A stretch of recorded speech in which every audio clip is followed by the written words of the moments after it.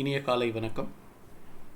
சென்னையில் மழைக்காலம் வானிலை வலைப்பதிவின் ஜனவரி 29 காணொலிக்கு வரவேற்கிறோம். Welcome, good morning.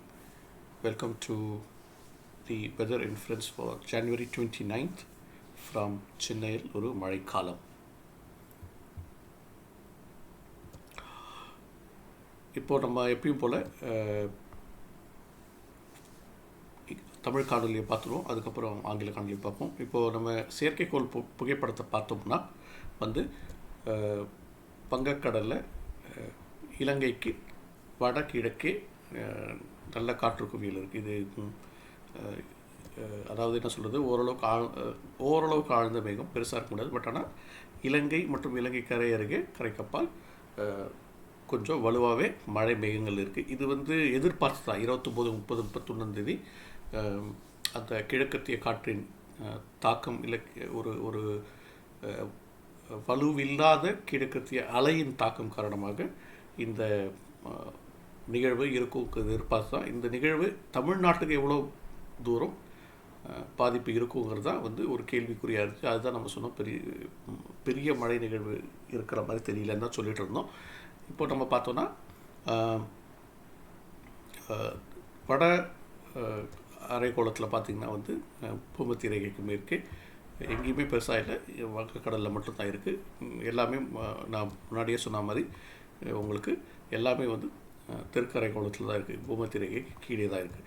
இப்போது நம்ம இந்த ஆழ்ந்த மழை மேகங்கள் தமிழகத்தை நோக்கி வந்தால் மழை நிறையா பெய்யுமே அப்படிங்கிற ஒரு கேள்வி பல பேர் கேட்கலாம்.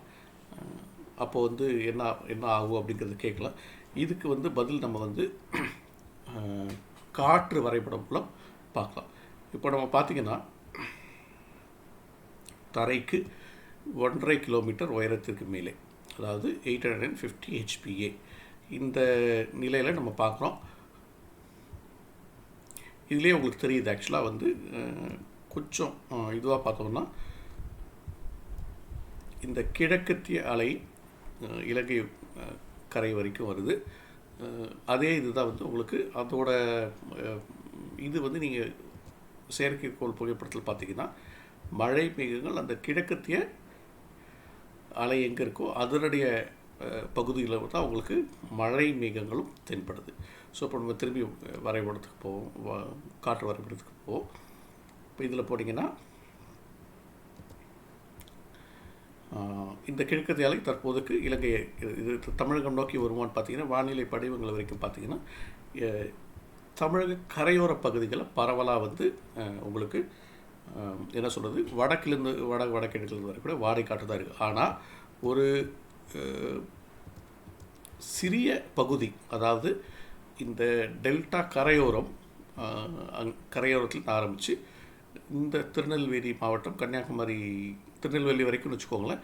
இந்த கரையோர பகுதிகளில் உங்களுக்கு இந்த கிழக்கத்திய காற்றின் தாக்கம் சற்று தெரிகிறது. அதாவது அடுத்து வரக்கூடிய அந்த 2-3 நாள் திரும்ப அதுக்கப்புறம் நீங்கள் பார்த்தீங்கன்னா இது இன்னும் நல்லா காட்டணுன்னா நம்ம அந்த ஈரப்பதம் காட்டக்கூடிய அந்த வரைபடத்தை பார்ப்போம். பார்த்திங்கன்னா உங்களுக்கு இன்றைக்கி நைட்டு, நாளைக்கு நைட்லாம் பார்த்திங்கன்னா இந்த கரையோர பகுதிகளில் உங்களுக்கு இதில் போட்டு பார்ப்போமே, பாருங்கள் 95% கிட்டத்தட்ட ஃபுல்லாகவே ஈரப்பதம் இருக்குது. ஸோ இந்த கரையோர பகுதிகள் மாத்திரம் இந்த கிழக்கத்திய காற்றின் தாக்கம் தெரிகிறது. அதுக்கப்புறம் பார்த்திங்கன்னா படிப்படியாக திரும்பவும் வடக்கிலிருந்து வடகிழக்கிலிருந்து வரக்கூடிய அந்த வாடை காற்றின் தாக்கம், உலர்ந்த வாடை காற்றின் தாக்கம் வருது. ஸோ இப்போது தற்போதைய சூழல் நம்ம பார்த்தோன்னா தமிழகத்துக்கு பரவலாக பெரும் மழை நிகழ்வு எதுவும் இருக்காது. ஆனால் ஒரு சில பகுதிகள், அதாவது எந்த பகுதினா இந்த நாகப்பட்டினம் இல்லை நம்ம சிதம்பரம்னு வச்சுக்கோங்க, சிதம்பரத்திலிருந்து இந்த திருநெல்வேலி கன்னியாகுமரி மாவட்ட பார்டர் வரைக்கும்னு வச்சுக்கோங்க. இந்த இடைப்பட்ட கடலோர பகுதி, கடலோர பகுதின்னு சொன்னோன்னா ஒரு கடலிலிருந்து ஒரு 10, 15 இல்லை 20 கிலோமீட்டர் வரைக்கும் வச்சுக்கிட்டிங்கன்னா இந்த 20 கிலோமீட்டர் வரையில் இருக்கக்கூடிய பகுதிகள் சற்று ஜாக்கிரதையாக இருக்கணும். இந்த பகுதிகளுக்கு லேசானது முதல் மிதமான மழை இருக்கும். இதில் ஒன்று நம்ம என்ன பார்க்கணுன்னா சில இடங்களில் சில சமயங்களில் சற்றே பலத்த மழை பெய்யும். அது ஏன்னா வந்து இந்த காற்று குவிதல் காரணமாக, இதிலே உங்களுக்கு தெரியும் பாருங்கள். இப்போ இந்த மேலேருந்து வரக்கூடிய அந்த வடகிழக்கிலிருந்து வரக்கூடிய வாடை காற்றும் கிழக்கிலிருந்து வரக்கூடிய கிழக்கத்திய காற்றும் சில இடங்களில் குவிதல் ஆகுது. இந்த குவிதல் இருக்கக்கூடிய பகுதியில் சில இடங்களில் ஒரு சில சமயம் பலத்த மழை பெய்யக்கூடும். இந்த மழை நிகழ்வானது நாளை இருக்கும். ஆனால் வந்து ஒரு மொத்தமாகவே நீங்கள் பார்த்தீங்கன்னா இந்த மழை நிகழ்வுங்கிறது வந்து ஒரு 12 முதல் 18 மணி நேரம் தான் இருக்கக்கூடும். இந்த 18 மணி நேரம் கழித்து திரும்பவும் மழை ஃபுல்லாகவே குறைய ஆரம்பிச்சிடும். ஸோ இந்த 12 முதல் 18 மணி நேரம் வந்து இந்த இடைப்பட்ட பகுதி வந்து நம்ம இன்று இரவு முன்னிரவு இல்லை நடு இரவுக்கு அப்புறம் ஆரம்பிக்கக்கூடும். அதனால் வந்து இன்றைக்கி சாயங்காலத்துக்குள்ளே அறுவடை செய்து கொண்டிருக்கும் விவசாயிகள் அறுவடை செஞ்ச நெல்லோ இல்லை உளுந்தோ இல்லை வேறு எந்த பயிராக இருந்தாலும் அதை வந்து நல்லா கவர் பண்ணிவிட்டு மூடி வச்சுட்டு நாளை ஒரு நாள் தங்களுடைய இடத்தில் மழையின் தன்மையை பொறுத்து நீங்கள் என்ன மாதிரி முன்னெச்சரிக்கையாக இருக்கணுங்கிறத பார்த்துக்கோங்க. நான் முன்னாடியே சொன்ன மாதிரி இந்த கடலோர பகுதியில் ஒரு 20 கிலோமீட்டர் வரைக்கும் இருக்கக்கூடிய பகுதி மட்டும் ஜாக்கிரதையாக இருக்கணும். பெருசாக மழை பாதிப்பு இல்லைனாலும் அறுவடை செஞ்ச நெல் வந்து வெளியில் இருக்கும். அதனால் இதெல்லாம் மூடி வைக்க வேண்டிய ஒரு சூழல் இருக்குது. ஸோ இது மட்டும் ஜாக்கிரதை. இந்த 2 நாட்கள் 3 நாட்கள் நம்ம கடந்து விட்டோம் என்றால் அடுத்து வரும் 10 நாட்களுக்கு எந்த பெரிய மழை நிகழ்வும் இருக்க போவதில்லை. அதனால் வந்து நம்ம பயப்பட வேண்டிய அவசியமே கிடையாது. ஸோ ஏன் அப்படி சொல்கிறேன்னு பார்த்தீங்கன்னா, நம்ம இப்போ வேற ஒன்று போய் பார்ப்போம். எதுக்கு வந்து இந்த மாதிரி ஒரு இப்போ நான் வந்து ஒரே ஒரு வலைதளத்திலிருந்து பல வெவ்வேறு வானிலை படிவங்களின் மழை அளவுகள் எப்படி பார்க்குறதுங்கிறத நான் காமிச்சிருக்கேன். இது வந்து அந்த வெப்சைட்டோட அட்ரஸும் நான் கீழே கொடுத்துருக்கேன்.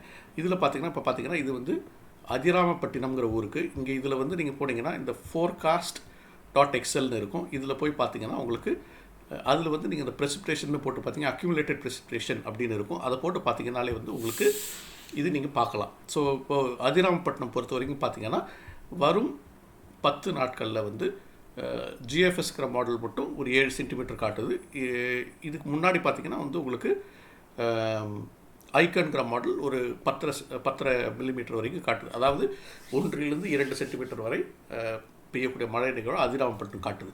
அதே மாதிரி அதிராமப்பட்டினத்துலேருந்து நம்ம வந்து நாகப்பட்டினம் போய் பார்ப்போமே. நாகப்பட்டினம் போட்டிங்கன்னா திரும்பவும் உங்களுக்கு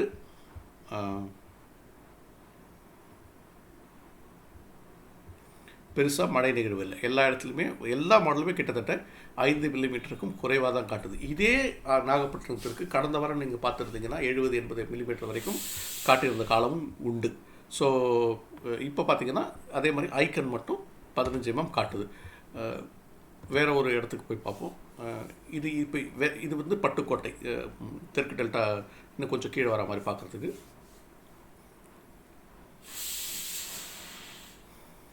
அதே மாதிரி ஜிஎஃப்எஸில் 6 mm காட்டுது. மீதி எல்லா மாடலுமே கிட்டத்தட்ட 2-3 mm வரை காட்டுது. தஞ்சாவூர் சற்று உட்புற டெல்டா இங்கே பார்த்தீங்கன்னா 4 மில்லிமீட்டர் அந்த மாதிரி காட்டுது. ஸோ டெல்டாவில் பரவலாக கடலோர பகுதிகளில் உங்களுக்கு இது காட்டுது. இப்போது இதில் வந்து ராமேஸ்வரம் ஏன் குறிப்பிட்டு நான் காட்டுறேன்னா, இந்த காற்று குவிதல் பகுதி அந்த ராமநாதபுரத்தின் கடலோர பகுதிகளில் இருக்கக்கூடிய சூழல் இருக்குது. இந்த ராமேஸ்வரம் காட்டுறது அதுக்கு தான். அதாவது ராமநாதபுரம் கடலோர பகுதியில் இலங்கைக்கு ஒட்டிய பகுதிகளில். ஸோ இது ராமேஸ்வரமாகவும் இருக்கலாம், தனுஷ்கோடியாகவும் இருக்கலாம், இல்லை இலங்கைக்கு மேலேயும் இருக்கலாம். அதனால் வந்து இது வந்து ECMWF மட்டும்தான் காட்டுது. மீது எல்லா மாடலுமே பெருசாக காட்டலை. ஏன்னா அந்த காற்று குவிதல் வந்து ரொம்ப ரொம்ப ஒரு நேரோ விண்டோ, அதாவது ஒரு சிறிய அமைப்பு, சிறிய நிகழ்வு. அது வந்து அந்த அமைப்பு எல்லாம் ஒரே சமயத்தில் வந்தால் தான் நடக்கும். ஸோ அதனால் வந்து இந்த காற்று குவிதல் நிகழ்வு வந்து நடக்கலாம், நடக்காமலும் போகலாம். அதனால தான் வந்து நான் இது ஒரு முன்னெச்சரிக்கையாக இதை காட்டுறேன் உங்களுக்கு நான். இப்போ நம்ம கடலூர் பார்ப்போம். கடலூரில் பார்த்திங்கன்னா இப்படி இருக்குன்னு. இது வந்து சற்று வடக்காக பார்க்கலாங்கிறதுக்காக கடலூர் எடுத்திருக்கேன் நான். இப்போ கடலூர் பார்த்திங்கன்னா பெருசாக ஒன்றும் எந்த எந்த படிவமுமே மழை நிகழ்வை காட்டலை. சரிங்களா? ஸோ நான் முன்னாடியே சொன்ன மாதிரி சிதம்பரத்துக்கு கீழே இருக்கிற பகுதி, அந்த கடற்கரை ஓரத்திலிருந்து 20 கிலோமீட்டர் வரை இருக்கக்கூடிய பகுதிகள் சற்று கவனமாக இருந்தால் நல்லது. தென் தமிழகத்தில் சில இடங்களில் மழை பெய்யக்கூடும். அது நம்ம முன்னே சொன்னது தான். இதுலேயே திரும்பி பார்த்தீங்கன்னா திருநெல்வேலியில் இந்த ஜிஎஃப்எஸ் காட்டுது, இசிஎம்டபிள்யூஎஃப் காட்டுது. ஸோ திருநெல்வேலியை பொறுத்த வரைக்கும் ஒரு சில படிவங்கள் சற்றே மிதமான மழை காட்டுது. இது எதிர்பார்த்த நிகழ்வு தான். ஏன்னா கிழக்கத்திய காற்று இலங்கை பகுதியில் நல்ல மழையை கொடுத்துட்டு அதனுடைய ஈரப்பதம் தமிழகத்தை நோக்கி வரும்போது, குறிப்பிட்டு சொல்லணும்னா மேற்கு தொடர்ச்சி மலைக்கு கிழக்கில் இருக்கும் பகுதிகளில் சில இடங்களில் நல்ல மழை இருக்கும். ஏன்னா இந்த ஈரப்பதம் காற்றின் ஈரப்பதம் மலை முகடில் இடிக்கும்போது சில இடங்களில் சற்று பலத்த மழை பெய்யக்கூடும். அதனால் அது எதிர்பார்க்கிற நிகழ்வு தான் ஒன்று. தென் தமிழகத்தில் சற்று ஜாக்கிரதையாக நம்ம கவனித்து பார்த்துக்கணும். இது வேதாரண்யம் கிட்டத்தட்ட கரையோர டெல்டாவின் தெற்கு மோஸ்ட் பகுதின்னு சொல்லலாம், சதர்ன் மோஸ்ட் ஆங்கிலத்தில் சொல்கிற மாதிரி. அங்கேயும் பெருசாக மழை நிகழ்வு இல்லை. ஒரே ஒரு அதாவது அந்த என்ன சொல்கிறது, ஐக்கன்கிற மாடல் ஒரு 25 காட்டுது. ஸோ இந்த கரையோர பகுதிகளில் நான் சொன்ன மாதிரி சற்று கவனமாக இருக்கணும் அடுத்து ஒரு 2 நாளைக்கு. அதுக்கப்புறம் உங்களுக்கு பெருசாக மழை நிகழ்வுகள் இருக்க வாய்ப்பு இல்லை. அது இந்த நிகழ்வை நம்ம கடந்துட்டோம்னா கிட்டத்தட்ட அறுவடை முழுவதுமே முடிச்சிடலாம் அப்படிங்கிற ஒரு சூழ்நிலையில் தான் இருக்குது. இப்போ நம்ம ஆங்கில காணொலியை பார்ப்போம். Welcome once again to today's weather inference from Chennaiயில் ஒரு மழைக்காலம். As you can see from the satellite image, there is a fair bit of convective clouding over Sri Lanka and to the northeast of Sri Lanka. This is the effect of weak easterly waves currently seen over Bay of Bengal. Now, this was not completely unexpected. This was expected.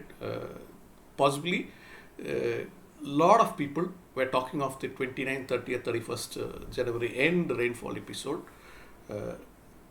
in sync with this easterly wave. The question was whether the easterly wave would be weak or would be strong enough to impact the entire Tamil Nadu over a larger scale. That was the question. Now, as you can see, as of things are only as an easterly wave, weak easterly wave with no major interference from the westerly trough. So which means that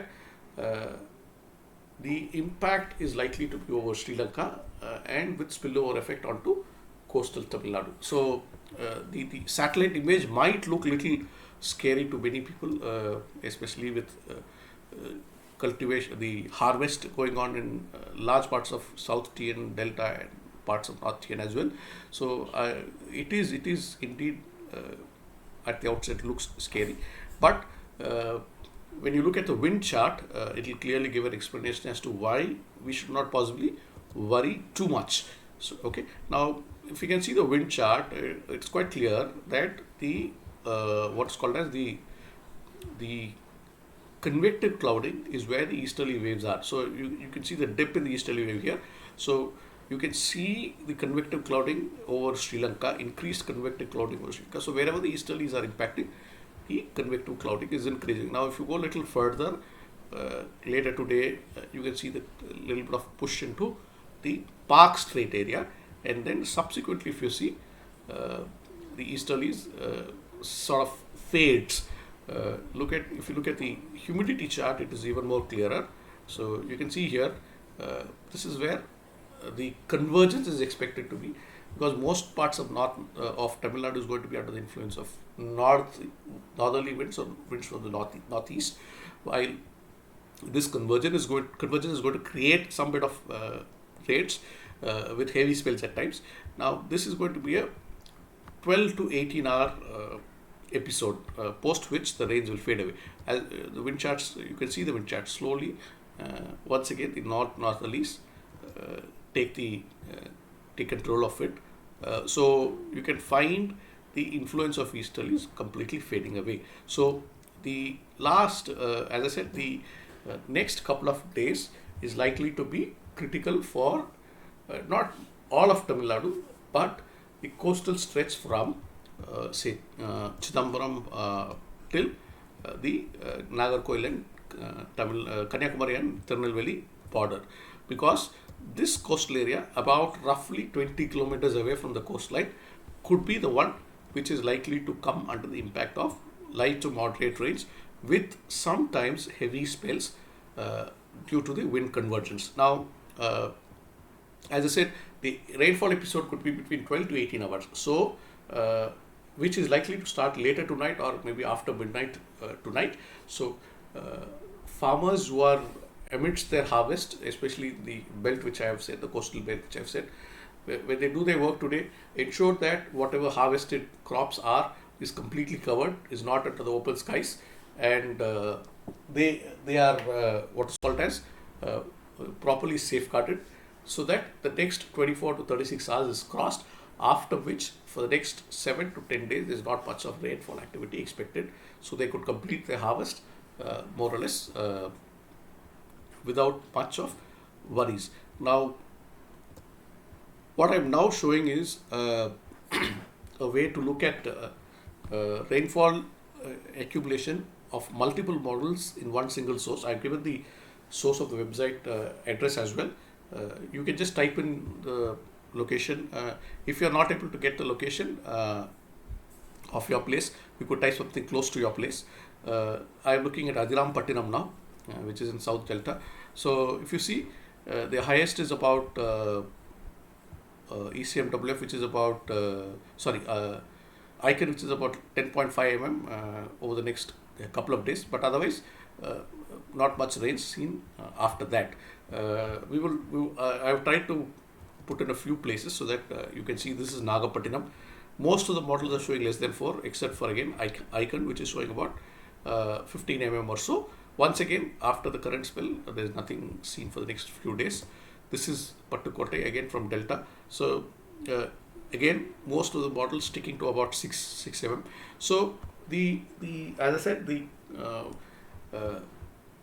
Delta to South Tamil Nadu could see about 10 to 20 mm rains, especially along the coast. Tanjavur, which is slightly to the interior, is not again seeing much of rains. The highest is about 3 mm or so. This is Rameshwaram. There's a reason why I'm showing Rameshwaram.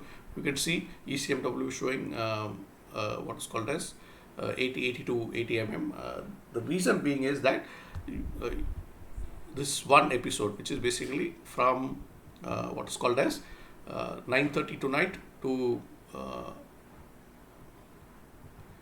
say about 2:30 tomorrow morning, ECMWF sort of expects a wind convergence of the northeasterlies and easterlies, bringing heavy spell of rains over the coastal areas of Ramanathapuram district, particularly around Rameshwaram, Dhanushkodi. This could possibly end up happening in Sri Lanka also, we don't know, or possibly happening at around Pamban, Tunti, Ramanathapuram, etc. also. So this is one event which you'll have to be careful of. Otherwise, once again, mostly less than 20 mm. Now, if you go to Kadalur, which is much north compared to Delta, not much of rainfall activity shown at all. Tirunelveli, South TN is something which we were always saying that there could be possible rain, light to moderate rains, especially when the moisture gets pushed across Sri Lanka and starts coming into Tamil Nadu, and some of it gets trapped by the Western Ghats, and so the eastern slopes will get heavy rains at times. So South TN still needs to be careful. One or two places could get moderate to heavy spells at times, but otherwise, once again, mostly light to moderate rains. Now, this is Vedaranyam, almost at the edge of the coast of Delta, possibly the southernmost coastal point, if you ignore Kodiakarai. Once again, except for Icon, which is showing about 25 mm, all the other models showing less than 10 mm. So, if you see, most of it is the risk is along the coastal line. So, about 20 kilometers or so of the coastal line. So, as I said, if we are reasonably prepared for the next couple of days.